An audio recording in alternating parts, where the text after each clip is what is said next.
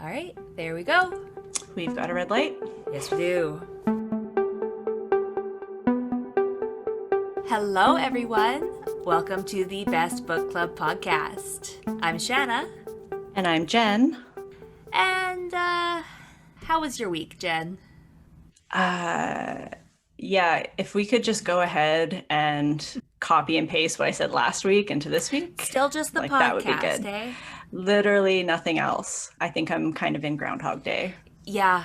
Every day I wake up and it's literally the exact same day every single day. We're pretty much into year 2 of Groundhog Day. Yes. So, yeah, I mean, I pretty boring. I have actually nothing. I couldn't even make something up. Are you reading anything new? Well, actually, I did manage to pick up an audiobook, so I've been listening to Mexican Gothic. Yes. And you hate it? I'm mostly liking it. Oh, good. No, I don't hate it. Your face said, I hate this, and I don't know how to tell you.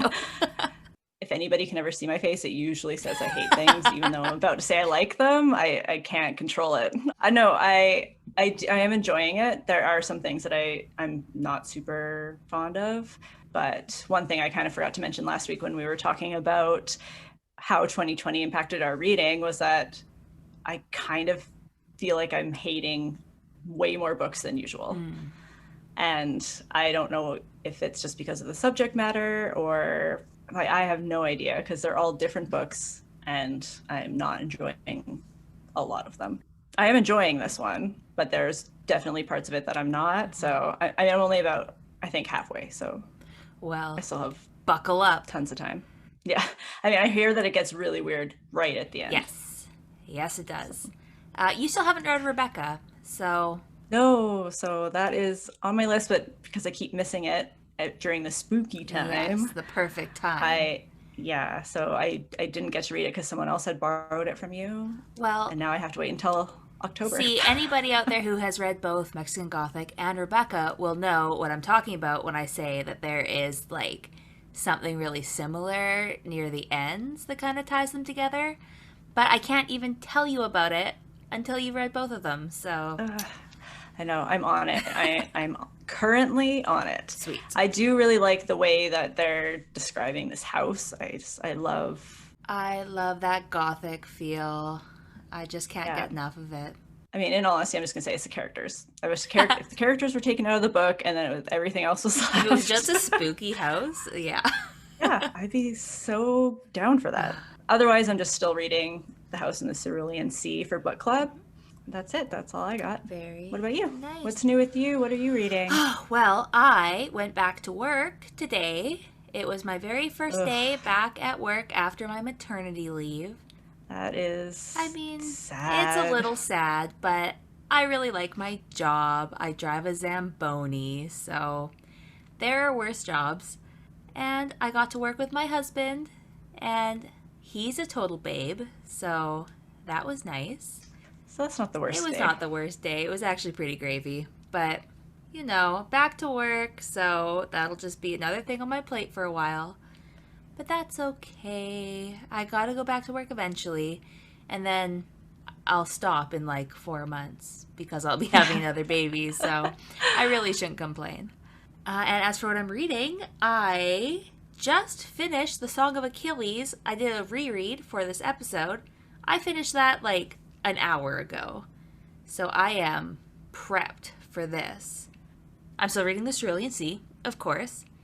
But I'm not reading a physical book right now. What happened is I tried to order the Mrs. Christie book because I kept thinking about it. And then I went online and I ordered it and I wanted to do in-store pickup. But what I did was I shipped it to my house. Oh. I know. So no. Now I say I have no physical book as though I don't have shelves of unread books. But that is the one specifically that I want to be reading.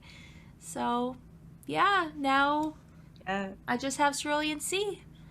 Yeah, you did it wrong. I did it wrong. I messed up, but oh well. Bummer. That's pretty much all that's going on over here. So, are you excited? Let's talk about the Song of Achilles. Yes. So, The Song of Achilles by Madeline Miller. This was on the top of both of our most favorite reads of 2020 I loved it list. so much.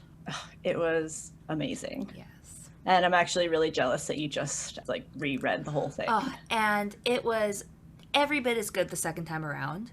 And this time I listened to it on audio, and the first time I read it in a physical book. Just as, like, the audio was fantastic. The narrator he was very, very good. Oh, Fraser Douglas. It was great. I think that it was nice to listen to it the second time because I already knew everything that was going to happen. So if I did tune out for like half a minute, it wasn't the end of the world. Like, I don't know what's happening anymore. Yeah, and I think that's a great reason to reread with audio. I did try to, reread parts of the book just to prepare. And as I was reading these parts, I just thought, oh man, I wish I could just keep reading the entire book. But I didn't have time. I'm not much of a rereader, so just the fact that it interested me enough to keep reading just says how great the quality of the writing is. Yes, I also do not very often reread books, but I loved it. I loved every second of it. If you haven't read this book, we are about to spoil the crap out of it. Yes, you are being warned right now. If you do not like spoilers, go and read the book. And then come back and listen, and then tell us what you thought. Yes. If you don't care about spoilers, keep listening because, I mean, I don't care about spoilers. I love actually hearing what people think of things before I indulge. Oh my goodness. I am so bad. If I see a page, my brain scans the page for the spoiler, even though I don't want the spoiler. I don't know why I can't seem to stop my eyes from looking for, like, he died.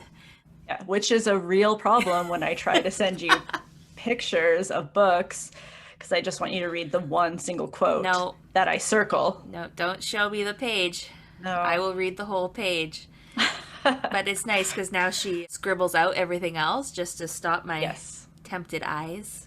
Yeah, it takes me a really long time. Well, I appreciate it.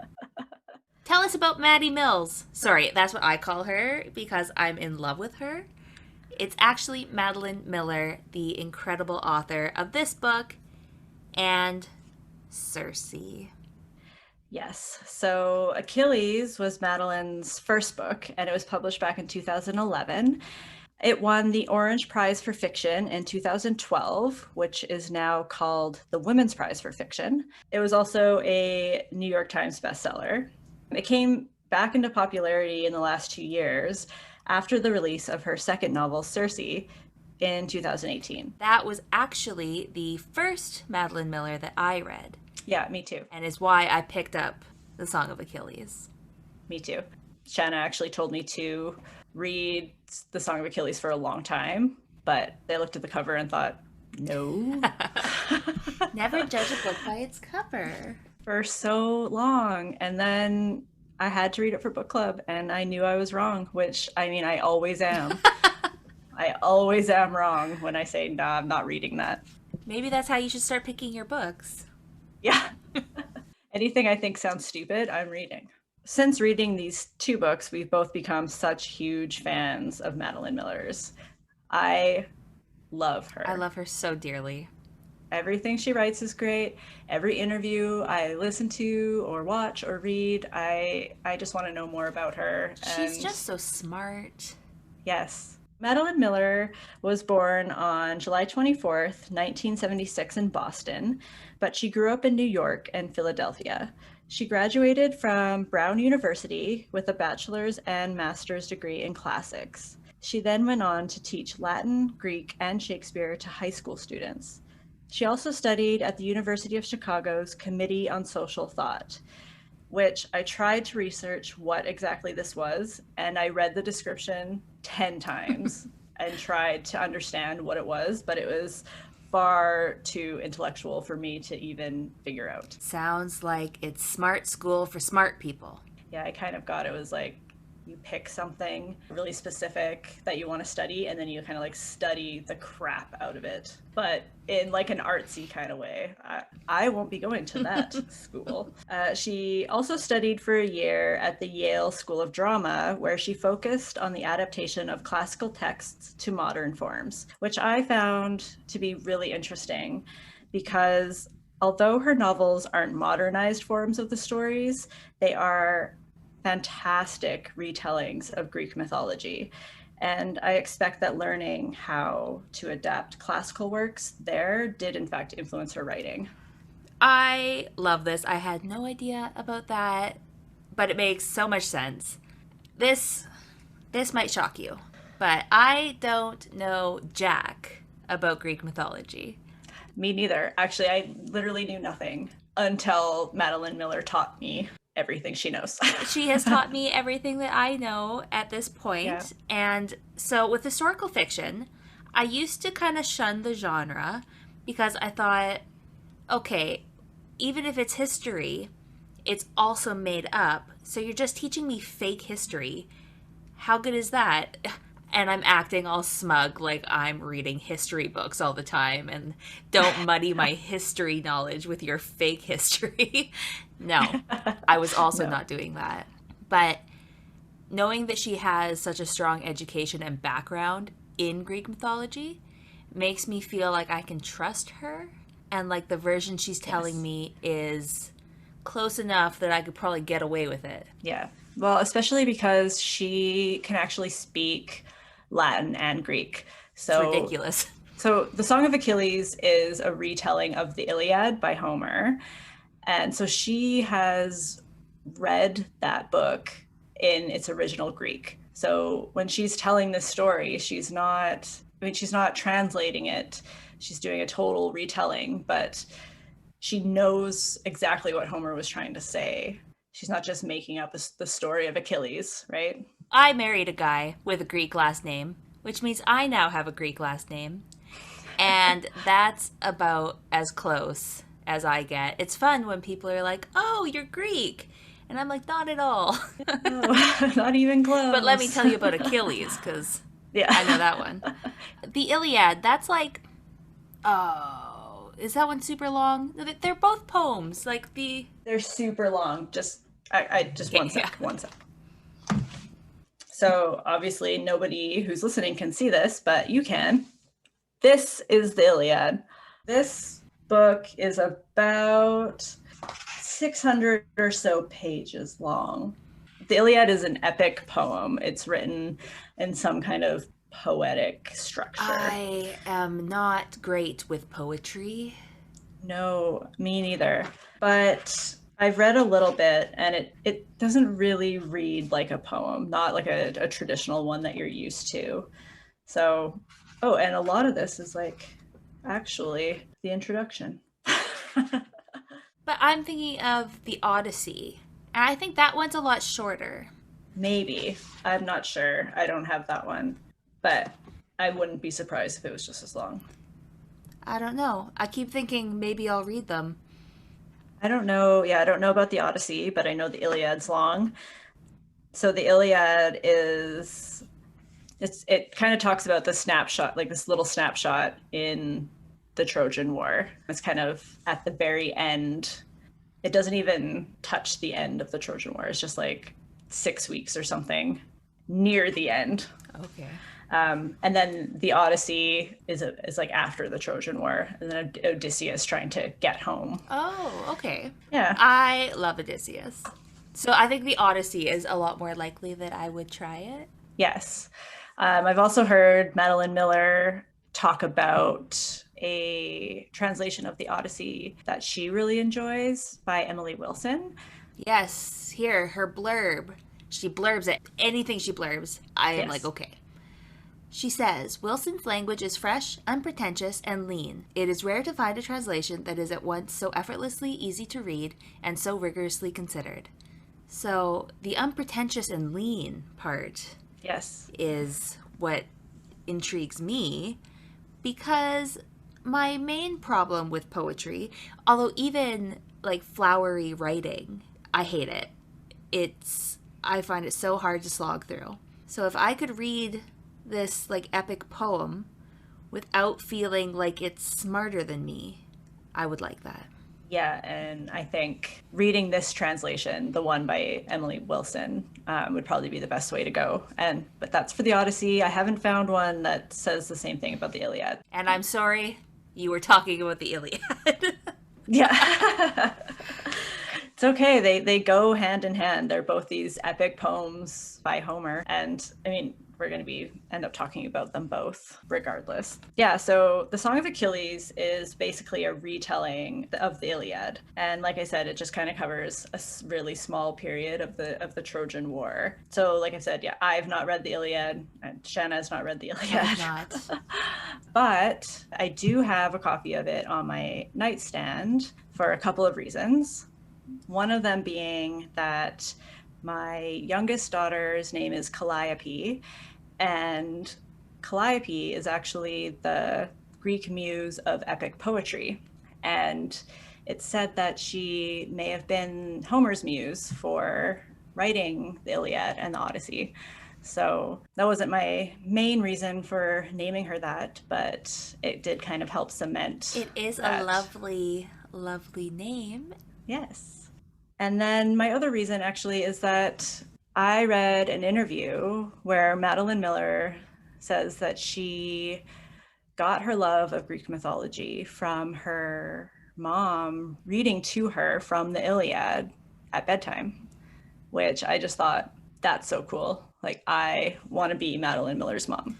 I mean, not like Madeline Miller's mom, but Madeline Miller's mom is the kind of mom I strive to be. Yes, that is so cool. I know, like, with my mom reading The Hobbit, that's where my love of reading started, and now I'm a huge fantasy nerd, so maybe it's up to us to...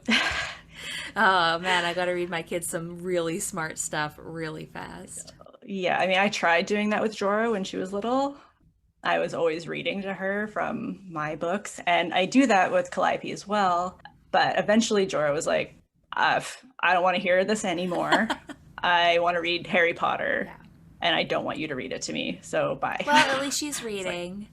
Yeah, she became a huge reader in the end. So I guess that's a win. But when Ben was just a little itty bitty baby, I was reading the Game of Thrones series, and after a while I was like, oh, I don't know if I should be saying these words out loud to him. But it's like, he's only 3 months old. He doesn't know. It's more about my voice. But sometimes I'd be like, ooh, I'm sorry if I'm damaging you in some way. Yeah, the same thing happens to me, and I just have to like, oh, I'm just going to read this part in my head. Yes. And continue on once this horrible scene is over. And the thing with A Song of Ice and Fire is I'm quiet for a while when I do that. Yes. Right. True. So anyways, the Iliad. You know more about it than me, so you give her hell. Okay. In the Iliad, there is a somewhat minor character named Patroclus, who is Achilles' like special companion. I say he's a minor character only because he really doesn't have a lot of lines in the Iliad, or not lines, but he doesn't really do a whole lot. But his death is a major turning point in the Trojan War and in the story of Achilles. It's become pretty well accepted that Patroclus and Achilles were actually lovers. So in the Iliad, it doesn't come out and say that. And as far as I've read, it's that the Greek language is pretty ambiguous. So different words have many different meanings, or they don't translate to English very well. We're just kind of depending on whoever's translating it at that time as to how they are interpreting it. And their own sensitivities and prejudices, most likely. Yes. A lot of people say that the way that their relationship is described is that they're obviously lovers, especially after Patroclus's death, because Achilles has such a strong reaction to it. Whew, does he ever? Yes, does he ever? So because of that, people are like, well, obviously they were together. But I mean, at the same time, obviously homosexuality isn't always very accepted. And now it is starting. I mean, we're getting a little bit better with that. in society. So now more of those kinds of stories are starting to pop up. But over the years, the translations haven't shown that as often. And I suppose, like, you can also be pretty gutted at the death of, like, a brother, but Yes. I'm sure that there is more behind the interpretation. I haven't read the Iliad, like I said, but they were lovers in my heart from now until forever. Forever. Madeline Miller wrote the story, not just that they were lovers, but that they were great loves. And it was so good. I am not super into romance or the genre, but I do want to give it more of a try because, to be fair, I have snubbed it without really giving it a chance. And then occasionally I read stories like this and I think, well, no, this is what I want. This is what I like.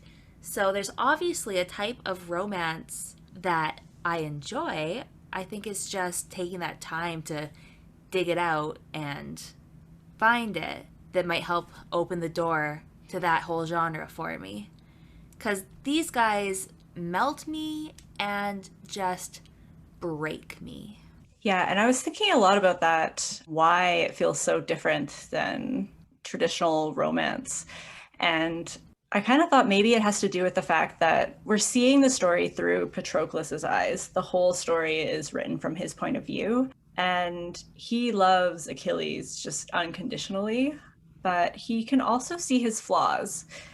And I kind of think that that's where it differs from traditional romance. A lot of times, either they think that the person they love is all flaws and they don't know why they love them. Yes. Or it's just like, love is blind, doesn't matter. But it does matter. And Patroclus sees these flaws in Achilles. And I mean, he loves him anyways. It's not something that he's just ignoring. And I mean, I don't know if that is helping with that romance portion of things, but I think it helped me. For me, too, probably because this is so far in the past. Sometimes some things that are a little bit problematic in relationships bother me less if they can be blamed on the era that they are happening in. So when the great love of your life killed a boy at 10 years old, you know, I just feel like there's more lenience. Yeah, it would definitely be different now if that happened. Because it was just like, oh, you killed a boy and now you're in exile and you're here on my father's island. I love you anyways. That's perfect. Yeah. I love Achilles because Patroclus loves Achilles. And I just wonder, for anybody who knows the Iliad, if Achilles is the biggest jerk ever, because he seems like he would be without Patroclus. So maybe my love for him is weird and like, why would you like such a terrible character? I don't know. All I know of him is this book, and I love this book, so I love him. Yeah, I don't know much about him either. But the idea that I always had of him was that he was very full of himself and pretty much a jerk. I don't know if that's true. He was pretty much, in my imagination, just one giant foot. Like yeah. Yes, that too. Yeah, because we're seeing it through Patroclus's eyes, and he loves Achilles so much. And Achilles loves him so much, which, I mean, it was just, I love them both. I'm just in love with them both. So let's recap what the hell happens in this. It is not a long book, but it is a lot of stuff happens. Yes, so much stuff happens in this book, and every single scene is important to the story. There is not a lot of filler, which I really appreciated. Considering the content, it's pretty fast-paced too. You know, they're at school and they're on the mountain and they're not doing anything super exciting, but it's like things happen very, very quickly throughout the novel. It's very condensed without feeling like she cut anything out.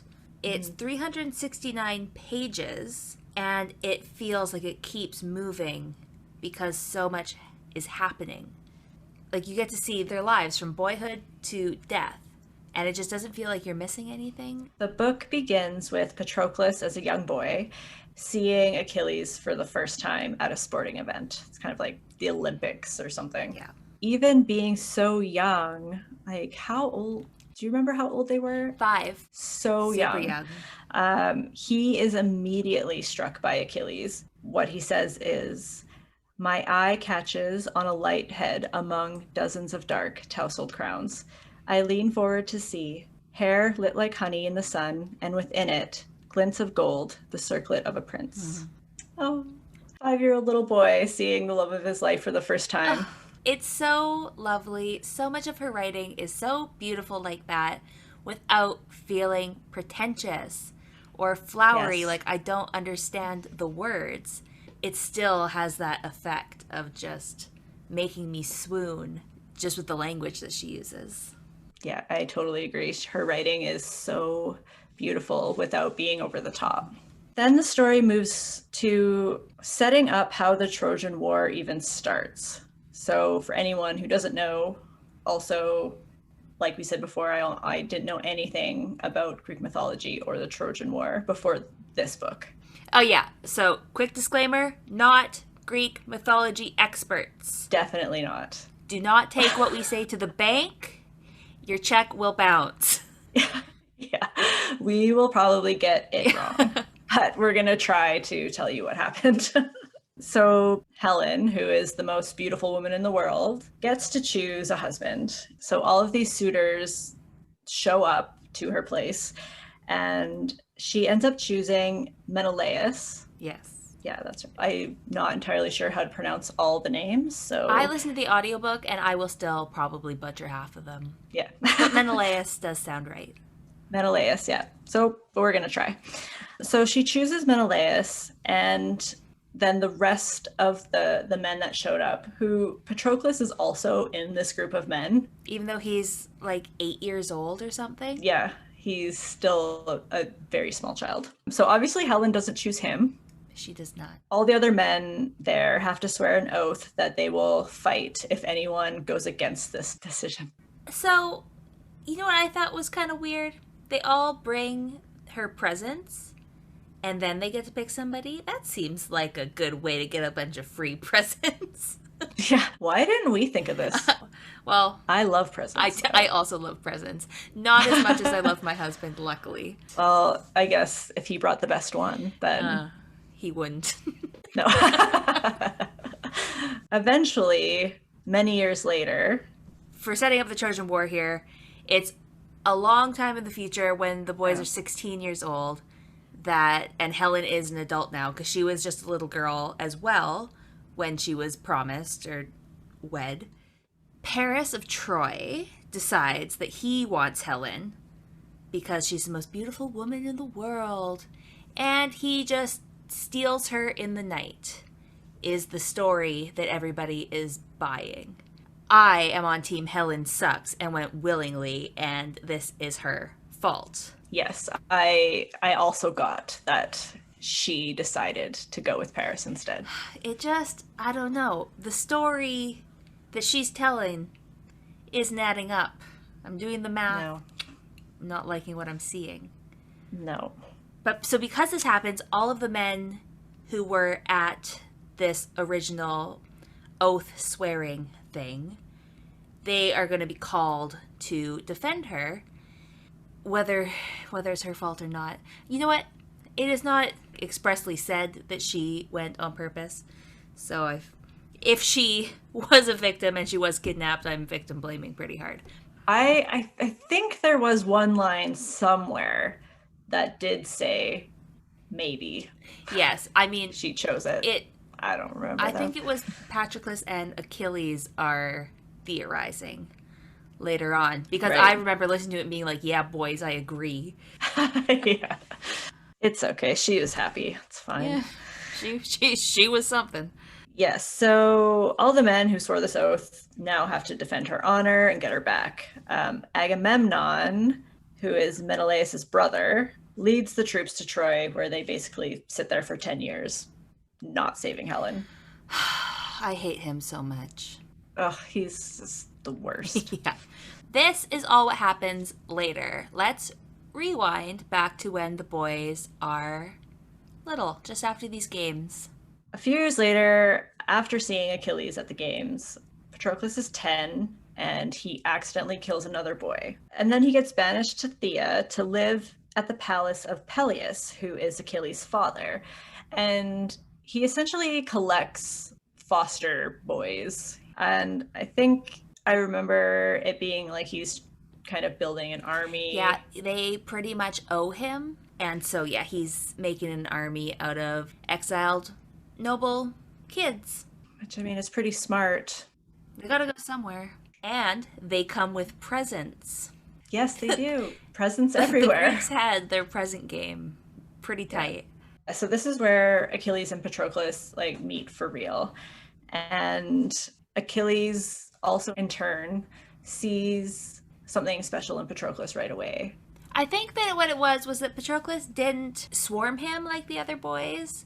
It was kind of like I want what I can't, not what I can't have, but what doesn't want me sort of a thing. Yeah.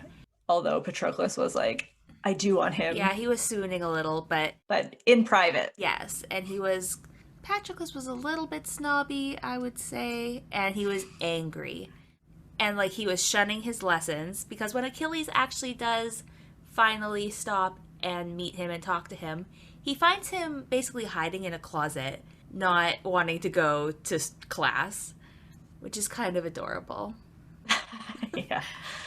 So then Achilles decides, yeah, you're the one. And he tells his father, this is Patroclus, and I want him as my special companion, which I think they use the term therapon. Yes.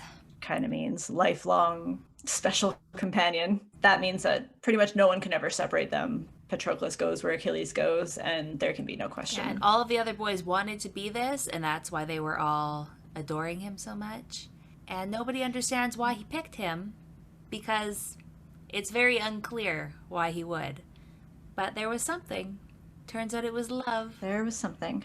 Yeah. So Achilles' mother, Thetis, doesn't want Patroclus to be Achilles' therapon, doesn't want him in his life at all, and pretty much from the get-go just is so mean to Patroclus. Really, she is the mother-in-law from hell. Yes, but she has a pretty good reason for being the way she is. Yeah. Not that she has a good reason for being that way to Patroclus necessarily. No. Patroclus and Achilles did not do anything to her. Peleus, however, he did, and he's an ass, and she should have been just as miserable as she wanted to him. Yes. But she really disdains all humanity. Yeah, well, and I mean, maybe yes, she should. Yeah, they didn't really prove themselves to be worth more. But so here's the thing. She is a goddess, a lesser god, she's a sea nymph, and she is super, super scary. I actually found the passage where Patroclus describes her for the first time. He says, "She was taller than I was, taller than any woman I had ever seen. Her black hair was loose down her back, and her skin shone luminous and impossibly pale, as if it drank light from the moon. She was so close I could smell her, seawater laced with dark brown honey. I did not breathe. I did not dare." Then, it says here, "Her eyes were not like a human's. They were black to their center and flecked with gold. I could not bring myself to meet them." Then later on, they also describe her mouth. "Her mouth was a gash of red, like the torn open stomach of a sacrifice. Behind it, her teeth shone sharp and white as bone." So, yeah, she sounds really scary. She sounds like a nightmare. And every single time she shows up, Patroclus describes what she looks like or how she is, and it's always terrifying. The narrator in the audiobook gave her this very creepy kind of monstery voice, and it was perfect for the character. Awesome.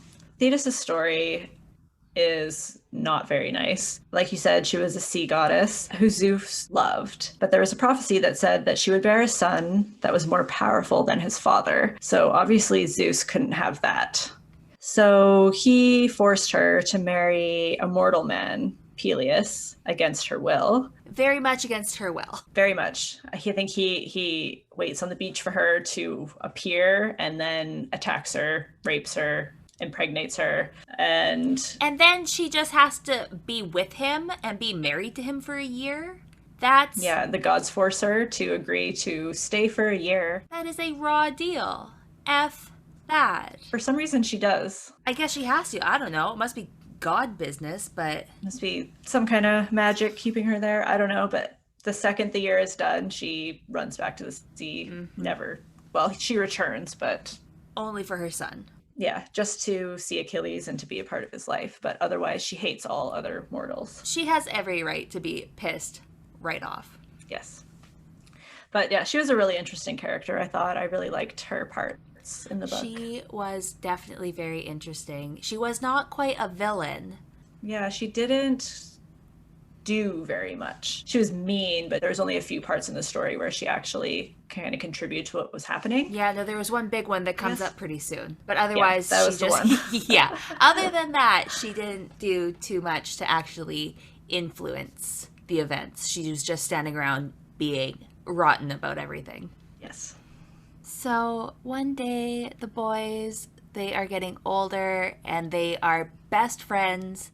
Everything is easier together. And they're sitting on the beach, and then they kiss.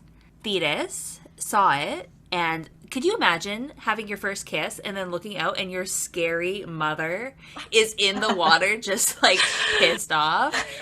So pissed. Achilles booked it, and then Patroclus, his heart was instantly broken. He was afraid he messed everything up. Yeah. I love this part. It was so sweet. It was very sweet and also very sad. Yeah, because Thetis comes out right away and says to Patroclus, like, I saw it. What are you doing with my son? Get away from him. Which, I mean, the first time you kiss someone, you like... That's not really what you want to have happen? No. No. But, so basically, right away... Achilles is sent away. Yes. Yeah, the very next day, Patroclus wakes up, and because they share a room, and Achilles isn't there. So he thinks, wow, that kiss really screwed everything up. Because now Achilles is gone. He's freaking out, looking all over the palace for him. Yeah, and then he finds out that he went... Oh, no. This is where... They knew he was leaving. Yeah, they knew he was leaving. This happens twice. Yes. So, I get confused by the two Achilles leaving stories. This one, they knew he was leaving ahead of time, but Achilles kind of sneaks out in the morning. Patroclus knows where he's going, and which is to train with Chiron. Yeah, yes. I think that it's more like they knew it was going to be happening. He didn't know when it was going to be happening, and I think it was just moved up after. Right. Achilles is gone. Patroclus is like, what do I do? I'll run away. That's the solution. Yeah, so he just follows Achilles and leaves the palace on foot, walks out into the woods, and he's like, I'll find him eventually. Oh, yeah, no, he runs for 2 hours straight. When they said that, I was like, okay, I can run for about 20 seconds straight, and then I'm going to sit down. So, yeah, very nice cardio, Patroclus. But could you imagine? So what happens is he runs away for, the 2 hours, and then he turns around, realizes, crap, I'm an idiot. I'm not going to get to the top of this mountain by the end of the night. I am tired. I have no water and no food. And I really didn't think this through. It would take him so much longer to walk back. Ugh, anytime I go for a run.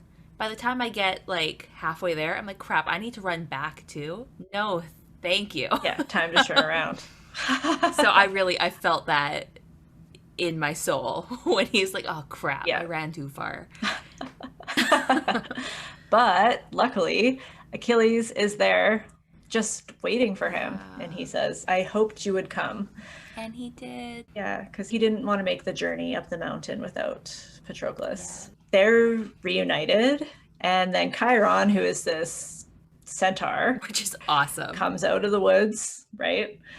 And says, yes, you are welcome to train with me as well. Get on my back and I'll carry you up the mountain. I love it. And he says, are you guys trained in riding? And they're like, yes. It's like, okay, forget that because I hate that. You better not squeeze me with your legs or jerk me around.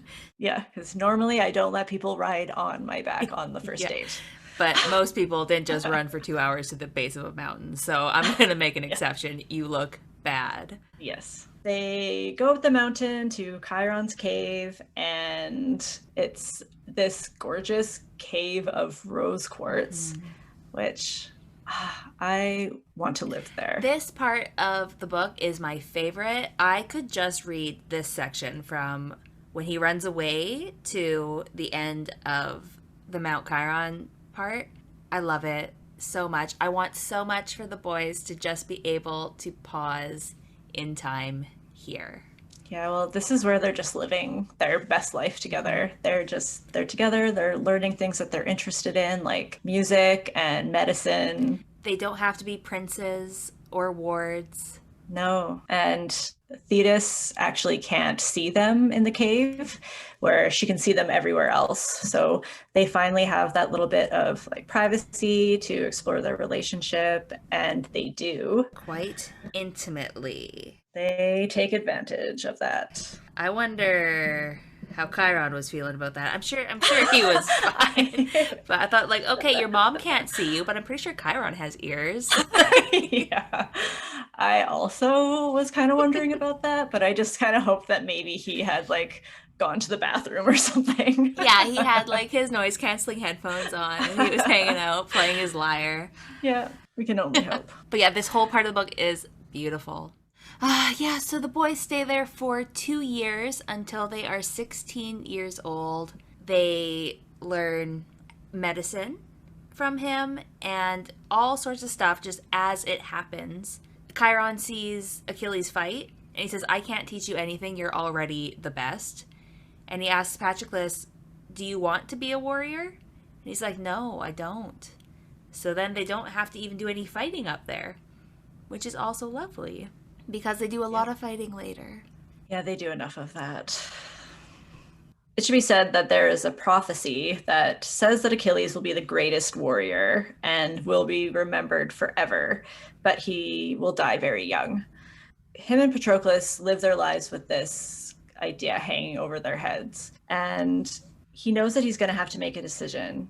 And at first, because he also has the option to not. Like, yes. He can choose to not take the fame, and him and Patroclus can go and live happily ever after. But he's Achilles, and fame is part of the deal that he wants. Yeah, and it was a super big thing at that time. Yes. You know, nobody wanted to live like the simple life. Everybody wanted that fame too. So I think that played into it.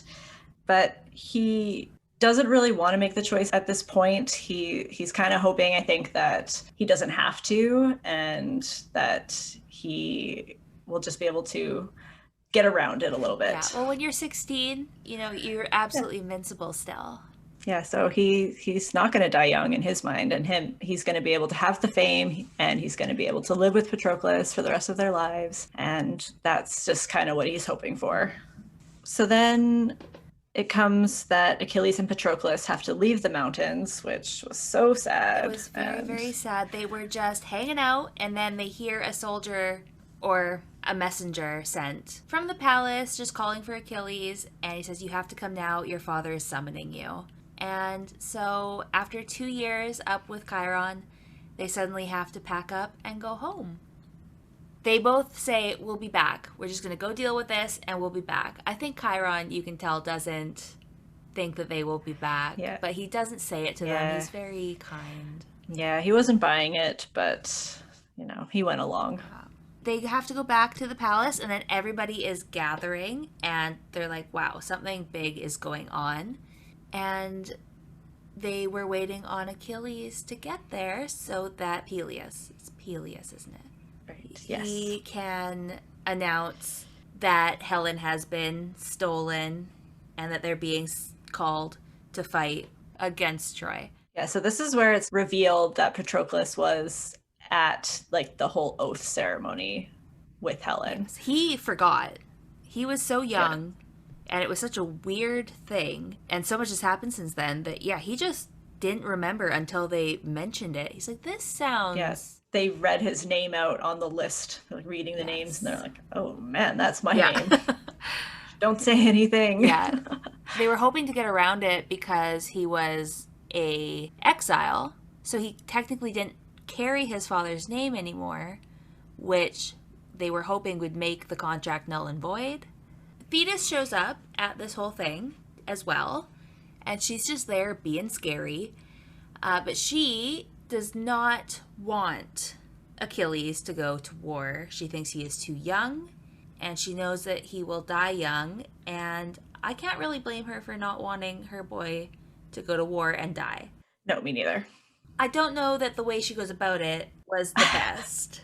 Yeah, this whole part of the book really confused me, and I meant to reread just this portion, but I mean, I didn't get to it. But Don't worry, I've got you, and it is weird. thank you.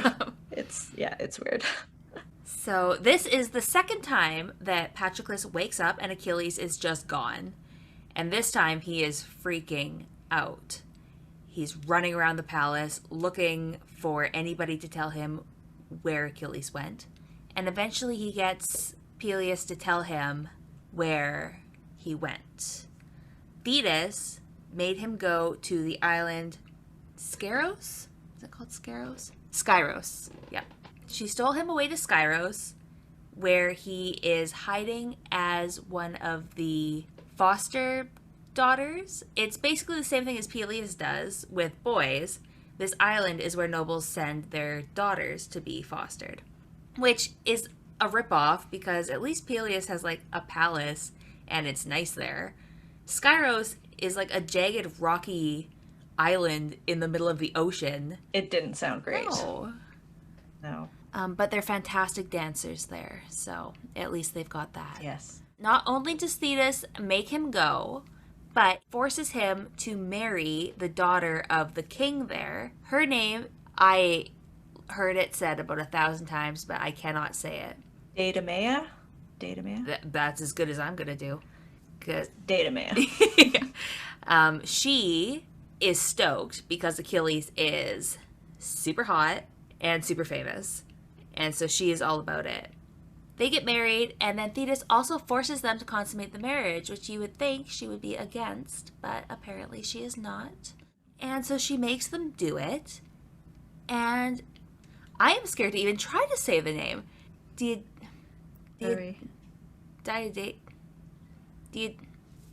God damn it. Datamea. Datamea, yes. She gets pregnant, but nobody can even know that Achilles is Achilles. So her honor is completely smashed. And then when Patroclus comes to the island, Achilles claims him as his husband. And, oh, she is so upset. It's one of those scenes, like in Ye Olden books, where, you know, women just, like, faint and scream and cry loudly for a long time. And I'm like, okay, women don't do this. But apparently she did. She was just wailing in the hall when it's revealed that Achilles is Patroclus' husband. Yes. Yeah. Anyways, Achilles is on this island. He is dressed as a woman. He is playing the part. He's having a great time with it. Like, he is wearing the jewelry. He is doing the dances. He's wearing perfume. He's really, really playing into the role. Yeah, he liked it a Yes. lot. Which, I mean, it kind of played into why I was so confused, because the way that it was described was like he was a woman, he was doing the dancing, and then it was like, he is Achilles, and I'm like, what? He was deep undercover. Yeah, very deep. So the whole idea was that later it would be revealed that he was Achilles and that they were married, and it just seems like a really bad plan on Thetis's part. I'm not really sure how she thought this was going to go, but probably better than how it went. Yes, probably. So Achilles, he thought that his mother was going to tell Patroclus where he was, and that was why he agreed to sleep with and marry Datamea. And that's the only reason that he agreed to it, was because he was told that she would tell Patroclus where he was. And she lied. Yeah, she did not tell him anything. everybody was very upset. I mean, Patroclus was heartbroken because he felt betrayed, and he did not know that it was against Achilles' will. Deidomea was betrayed and used, and just everything in her life was completely totaled.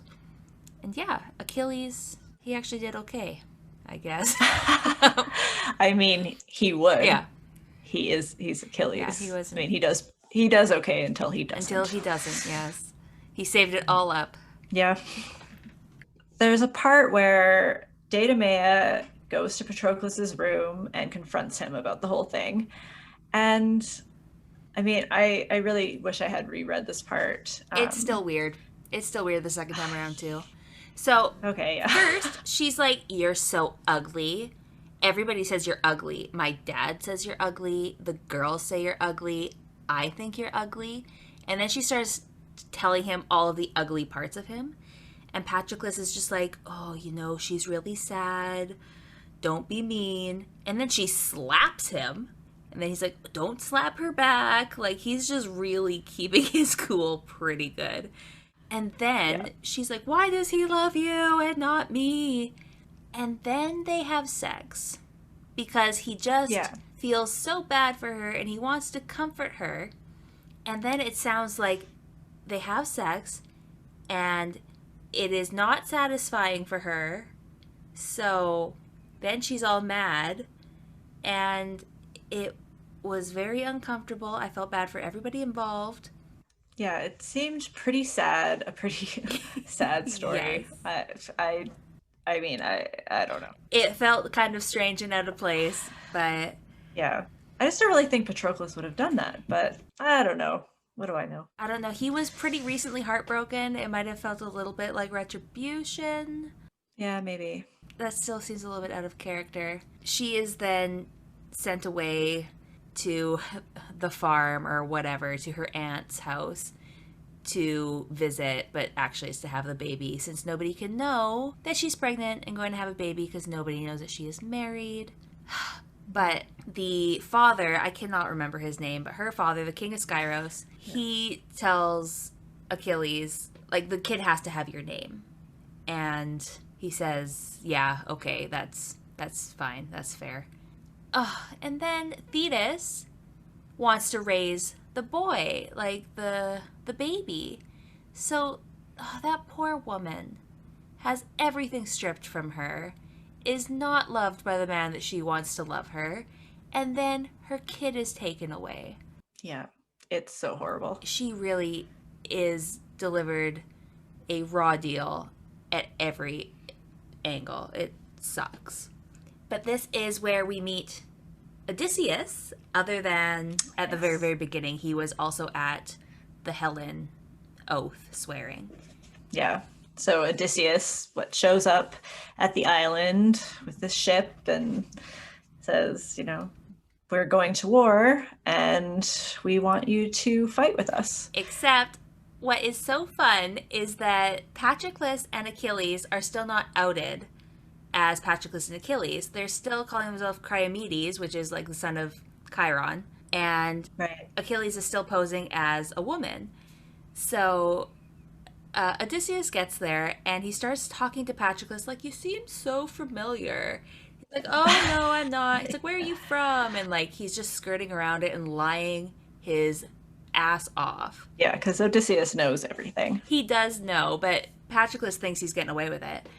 And Achilles is just like, they call all the women out and he's just la la la, looking at all the jewelry and stuff because they brought all these gifts. And Odysseus and his men, they stage a confrontation where Achilles turns into Achilles just on instinct, and he rips out a spear just lightning fast, so he's clearly Achilles because nobody else in the world could react this way. And so he is outed as himself, and so he has to drop the whole facade. And he's like, okay, fine, you found me. He's like, okay, well, we've got some stuff to talk about. So Odysseus says, let's go, Achilles. Let's go chat. Oh, and tell Patroclus he can come too. We got to talk to him as well. And so I just love that feeling of Patroclus being like, oh, Shoot. caught. Yeah. Yes. Yeah, he was found out. I just love knowing that, like, that whole part where he thinks he's being so clever. He's not. Well, yeah, no one, I don't think, can be as clever as Odysseus. That is his thing. Yes, and it's like enjoyable to read. He's kind of funny, and Yeah, totally. yeah, I like that about him. So that's kind of why, like, just a little offside, part of the reason why I'm kind of interested in reading the Odyssey, because it is focused on Odysseus as a character. Yeah, he was one of the better ones for sure. Mm-hmm. Oh, yeah. So, and then this is where they get told that they're going to go fight, and they basically threaten Achilles that they'll tell everybody that he was hiding from war and he's a big scaredy cat and dressing like a woman. So he says, oh, okay, fine, I'll go to war. And Thetis shows up as well, big scary Thetis, and she's pissed. And Patroclus is also very upset and very pissed off. And so they finally have a talk, Patroclus and Thetis. And she tells him that more of the prophecy has been revealed to her, but all that she knows is that he will not die, like Achilles will not die until Hector falls. And that's how Patroclus and Achilles decide, well, Hector's never done anything to me, so why should I kill him? In a ploy to extend Achilles' life. Yeah, so here's the way they think that they can get around it again. Just keep Hector alive, and we can just keep on going together. It's sad to think how many people lost their lives because of that choice, but... Right? Yeah. I don't know. It's easy to be selfish when it's the people you love on the line. That's true. Yeah, so they leave on the way to Troy, and along the way they stop and they kind of get stuck on this beach. The wind stops, so the ships can't move forward. It's because that they've angered the god Artemis, who is on the Trojan side. So Artemis is trying to stop them from arriving in Troy.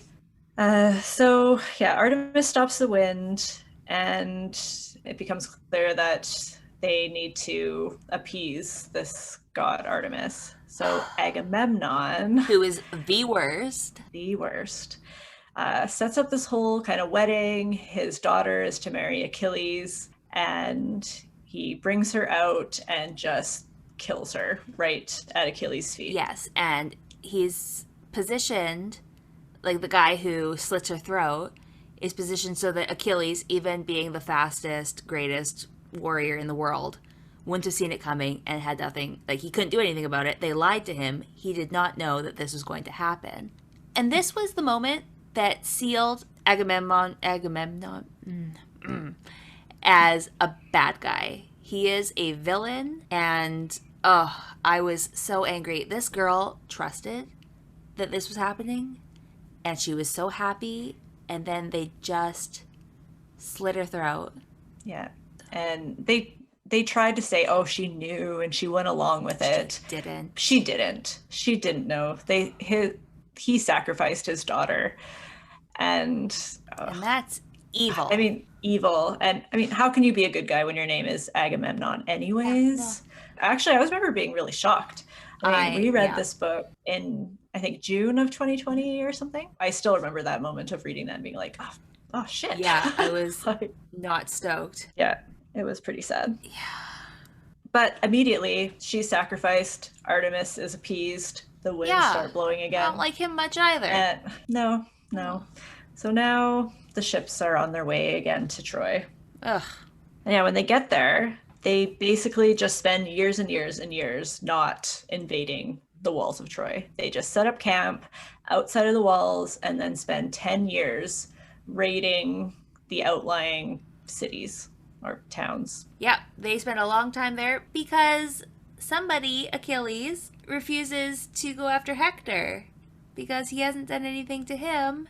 But a lot of farmers and families and soldiers are dying every day. Yeah, and doesn't it turn out that Achilles actually kills people in Hector's family? Yes, yeah, he, because when they're talking to Brice, who is a spoil of war. She was basically a war. Like a prize. Yeah. And so she's taken, and then she's given out as a prize. Achilles claims her because Patroclus wants him to, because anybody else would have done very horrible things to her.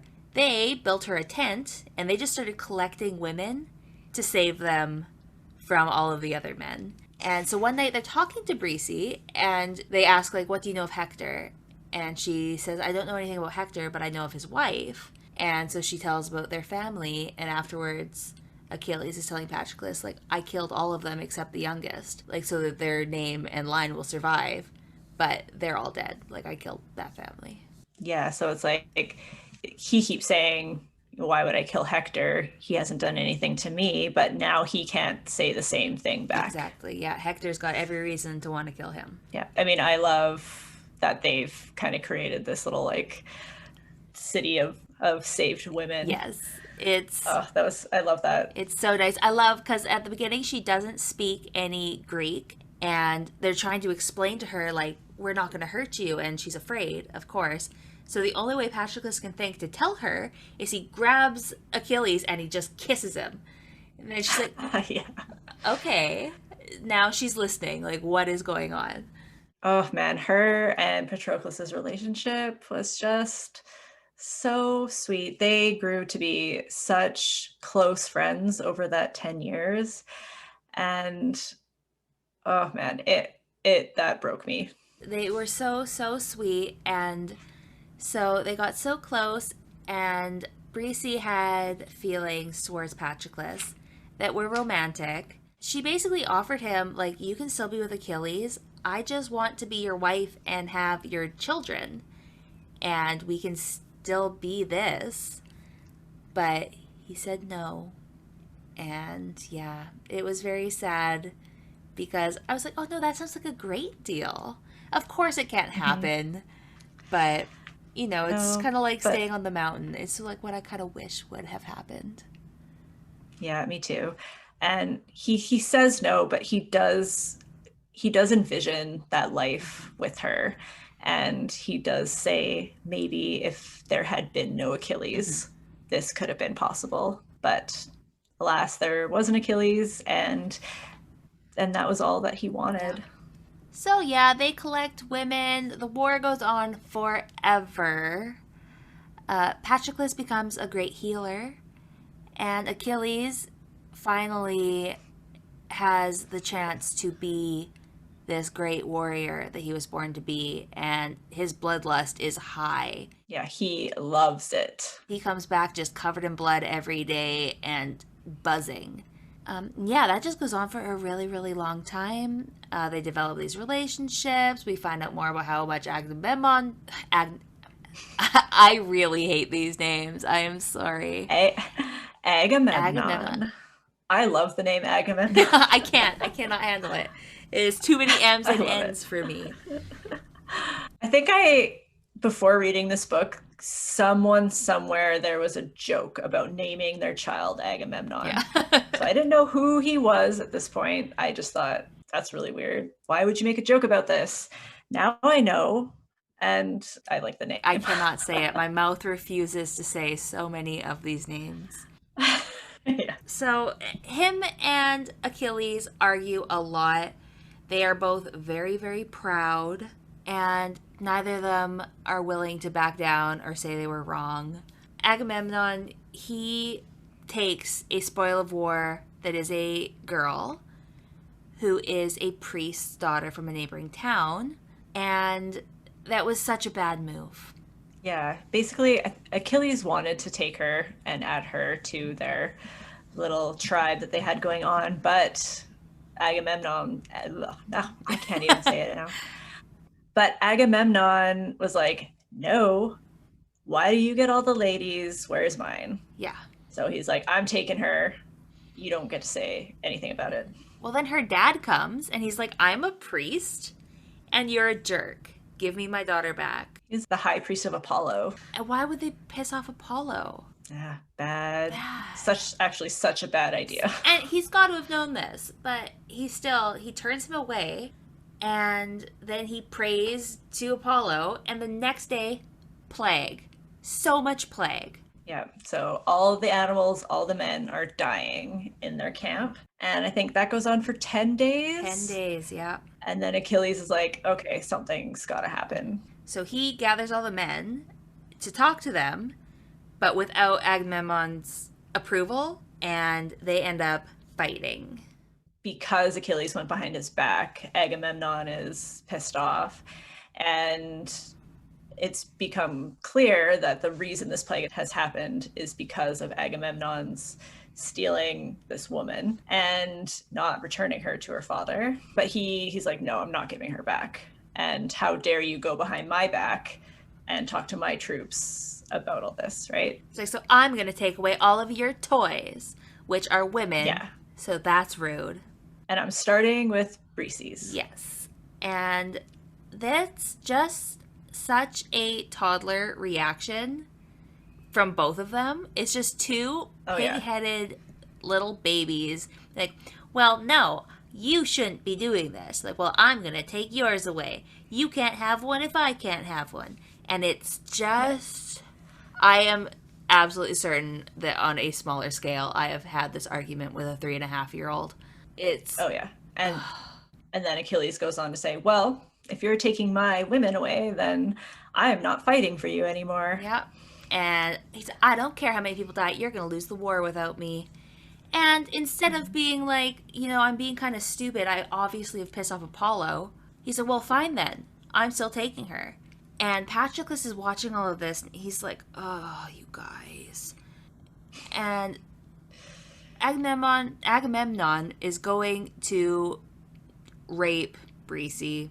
He is going to hurt her very badly, which Achilles wants him to do, because if he does that, it gives Achilles the right to kill him, and nobody could say anything. He could just go there and kill him, which obviously with his skill he could do. And Patroclus is like, you have to save her. Mm-hmm. And Achilles is like, no. No, I'm not going to do that. Like, it's my honor. So Patroclus, he says, no. He goes to Agamemnon and he slashes his wrist and he tells him what's up.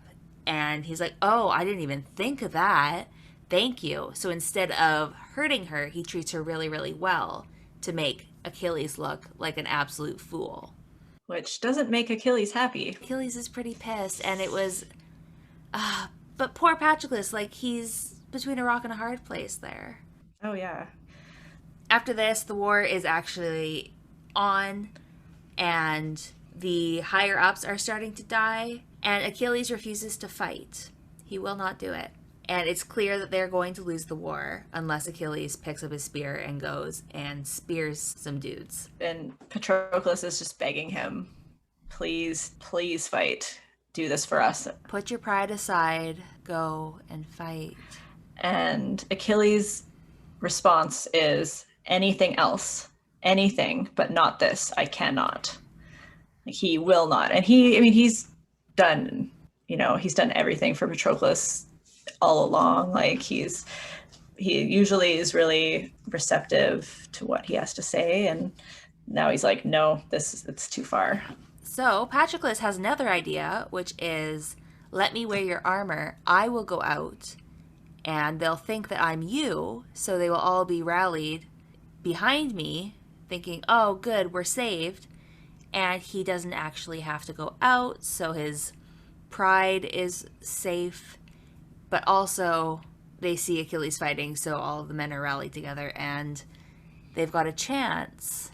Yeah, and he's kind of hoping for the Trojans to be afraid. So scared. Yeah, to see Achilles and be so scared, and then that's going to affect like their level of fighting if they don't just run away screaming. And Patroclus has this whole argument really laid out well for Achilles, and he's seeing his cake and that he's going to get to eat it too. I don't remember there being a lot of, like, Patroclus didn't really have to convince him too hard. No, because, I mean... Like, he was just like, sure. He pretty much had it ready to go. Because he absolutely did not want him to go, but he was like, you do not throw a spear, you do not run, like, you just ride in the chariot, sit down, shut up. You just, like, people will see you, and that's it. Yeah. That is not what Patroclus does. Not even close. I But was so mad at him. yeah, he goes out there and he kind of knew like everyone would know that Achilles wouldn't just ride in the chariot, obviously, because he's the greatest warrior. He would be out there fighting. But, like, Patroclus, remember, you're not. Yeah, Like, he is not a warrior. He has never fought a day in his life. I guess the armor had some magic or something, though, because he actually does pretty okay. Yeah, he goes out there and he like puts on some fierce Achilles realness and he slays everyone. Literally. Not everyone, but a lot of Quite a people. few. Like some of the really big guys. He just goes out there throwing spears. And you know what? It would have been fine. That would have been enough. He could have just done that and gone back. But no, he does not. Kept going. Yeah. This part, I just was like, why? What are you doing? And I read it a couple of times actually today, and I was like, am I missing something? No, he just, I don't think I was. he had like 100 extra points into Bloodlust, and he thought he was invincible.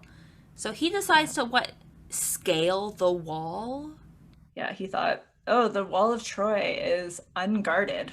What a bunch of idiots. I'm going in. So Apollo was just waiting for him at the top. Which seems like cheating, not gonna lie. Yeah. I don't know why the god is just there like, ha-ha! And he's like throwing spears. He just, picks him up and drops him, right? Yeah. I don't know. That seems like a little bit of an overpowered move on the Trojans' part, but... Yeah, that wasn't fair. And yeah, I wasn't really expecting that to happen at all. Of course, this is a story with gods, so... Yeah, so they do whatever they want. They really do. And what they wanted at this point was to murder Patroclus. But yeah, it's not the fall that kills him, is it? It's Hector. No. Yeah, so he falls and it kind of knocks all of his armor off. And it's like... That's not Achilles.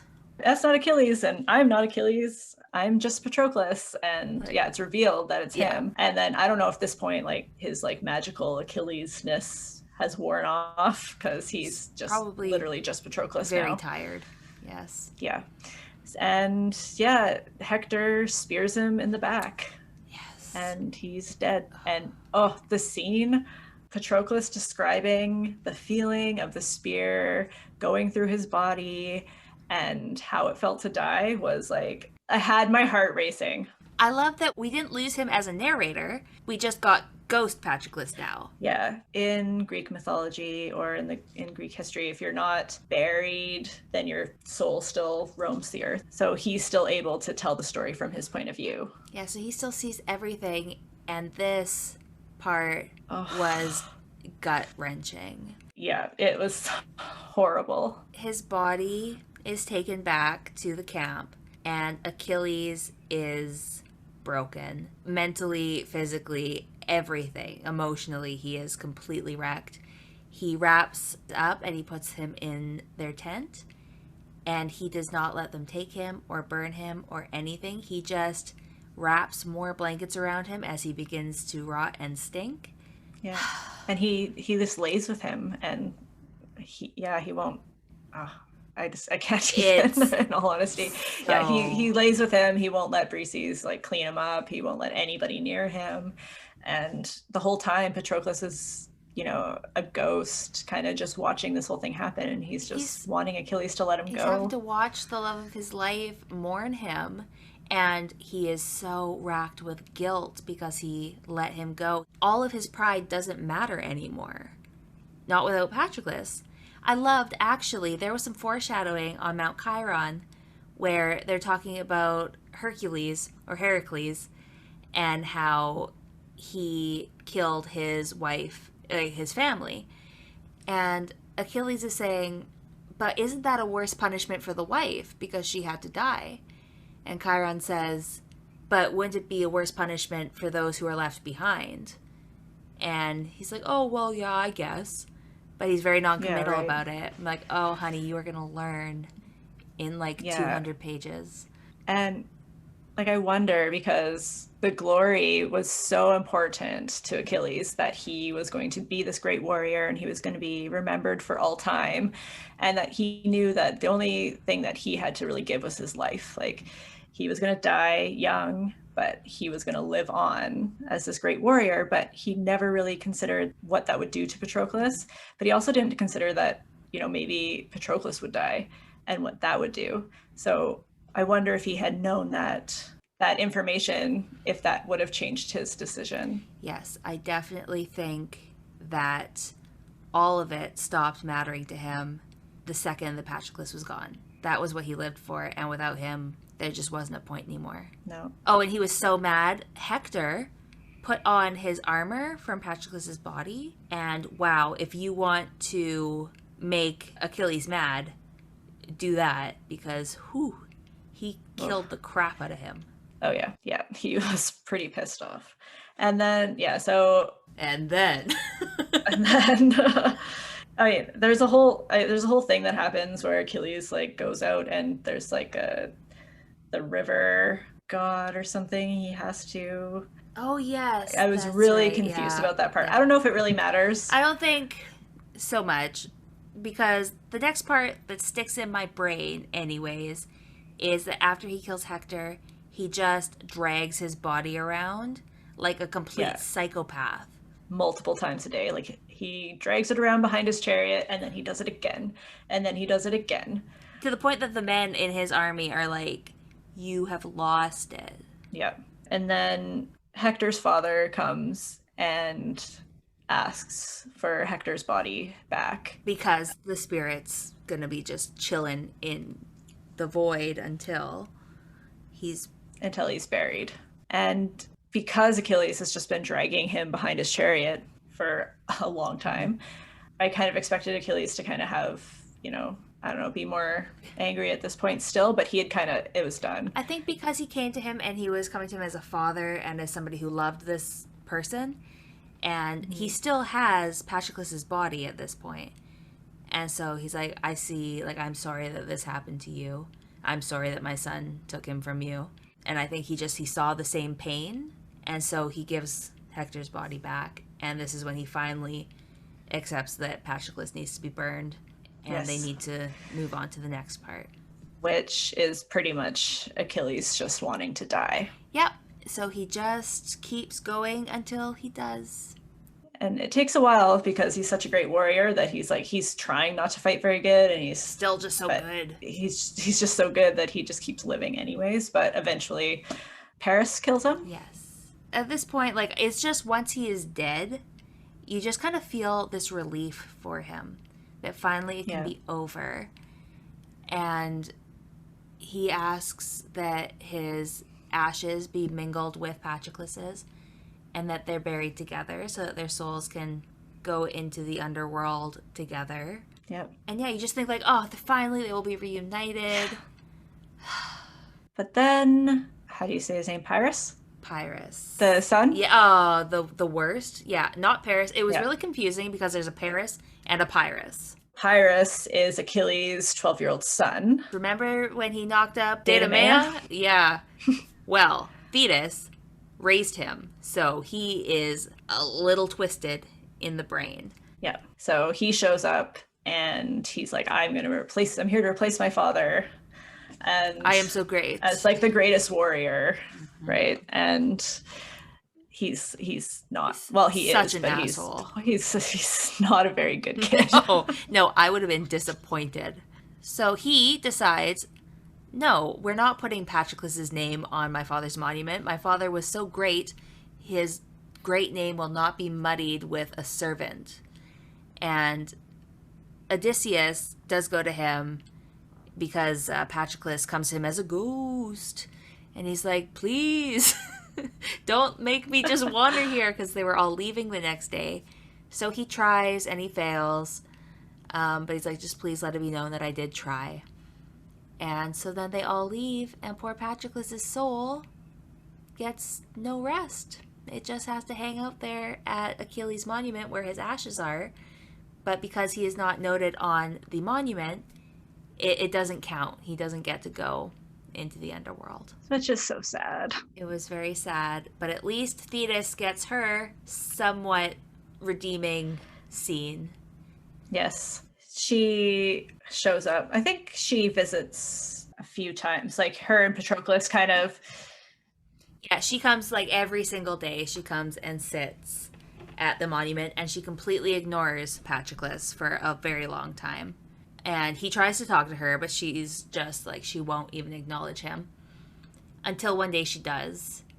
And he's like, oh, well, I've got to, like, what's she going to do to me? I'm already dead and wandering the world. Yeah.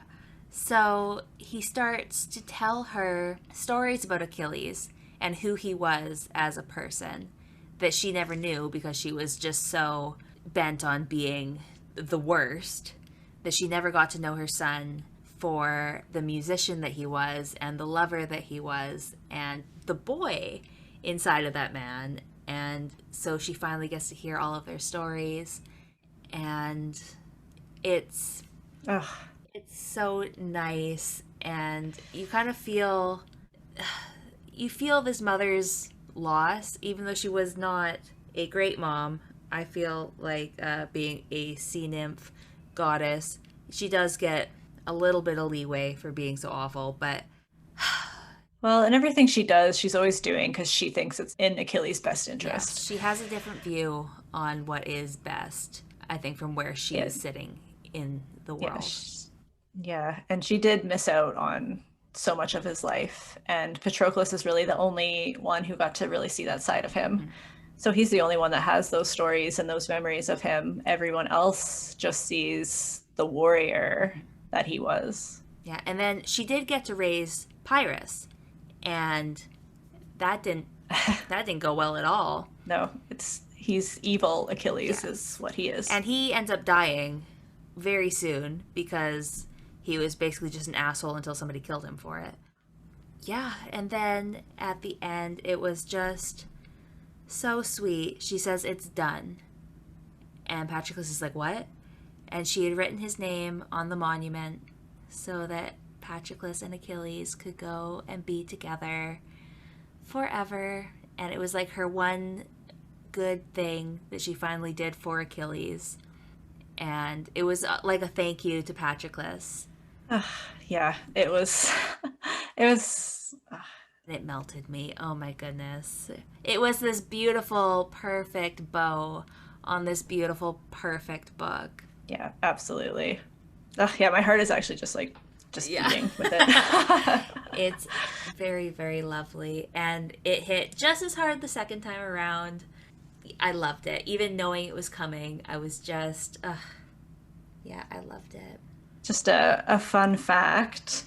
Like we said, neither of us have read the Odyssey, but I've found out that within that book, there's a part where Odysseus travels to the mouth of the underworld, where he actually sees Achilles and Patroclus and talks to them. And this is what it says in the Odyssey. So this is Odysseus talking, and he says, "For of old, when thou wast alive, we Argives honored thee even as the gods. And now that thou art here, thou rulest mightily among the dead. Wherefore grieve not at all that thou art dead, Achilles." So I spoke, and he straightway made answer and said, "Nay, seek not to speak soothingly to me of death, glorious Odysseus. I should choose, so I might live on earth, to serve as the hireling of another, of some portionless man whose livelihood was but small, rather than to be the lord over all the dead that have perished." So Achilles fully regretted his decision to die young in glory. He, in the end, would have rather lived his life with Patroclus, just the simple life. And knowing that, it's so sad that they never got to do that. It is this epic love story, and so they did have a life together, but it was full of so much more pain and strife than it needed to be. Yep. But yeah, this was an absolutely beautiful book. If you have not read it, you should, because I just cannot get enough of it. The writing is beautiful. The story is beautiful. And with the bonus, you get to feel smart after, because it's Greek mythology. So it's really a triple threat. Yeah, it was great. I loved it. And I remember when I was a kid, it was almost kind of trendy to be into Greek mythology, but no one actually knew anything about it. So now I feel like I do know a little bit, and I am super interested, and I'm always looking for stories now. Oh, I am just so ready for her to write more. Have you read that short story that I read last year? I actually started it today. Good. I was hoping to read it kind of in preparation just so I could say I've read it all, but I haven't. Wow. So I'm a little bit in, but okay, well, not you should read it, because then next episode you can be like, I read it, and tell me what you thought. Okay. I will. I'll finish it. Yes. It's like 10 pages. It's very, very short. I think it's like 20 pages, but it's very, very short, and that could even just be the font size that I do on my e-reader. Yeah, it says 26 on my phone. Yeah, but it's, so I cannot wait to see what else she puts out, because she's fantastic, and I didn't think I would be interested in Greek mythology, really, because it's one of those topics that's so big and deep that you don't really even want to get into it, because it just, where do you even start? Yeah. If you're interested, the Song of Achilles is a fantastic place. Once you fall in love with this book, then you've got Circe, and then you've kind of got these touch points to start investigating more.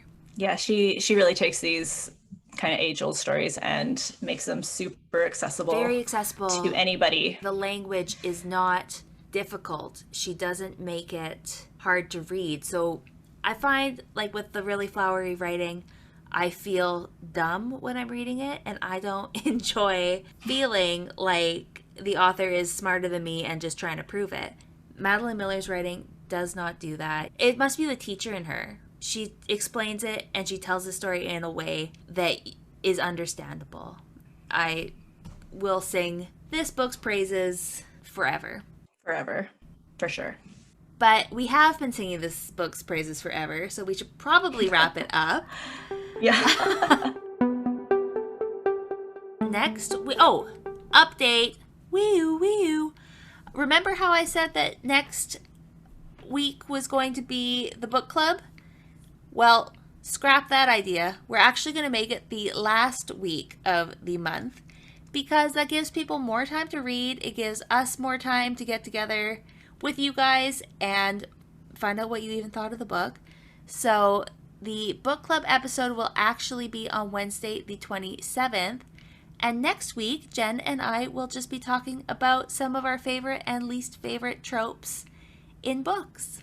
Yeah, so if you haven't started The House in the Cerulean Sea yet, pick it up and start reading it, because it is so good. And we really want to hear what you think. Yes, so consider this like an extension. Yeah, you are welcome. Other than that, I think that is all. Thank you guys so much for listening.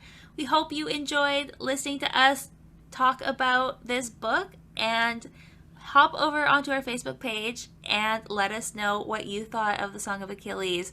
Did we get it completely wrong? Was this the worst book you ever read? I mean, probably not, but let me know. I would really like anybody else who loved it to just come over and have a little love party with us.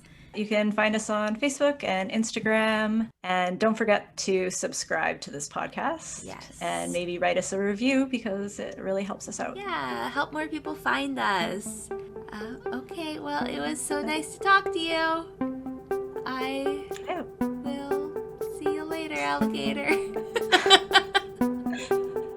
Talk to you all next week. Bye. Bye.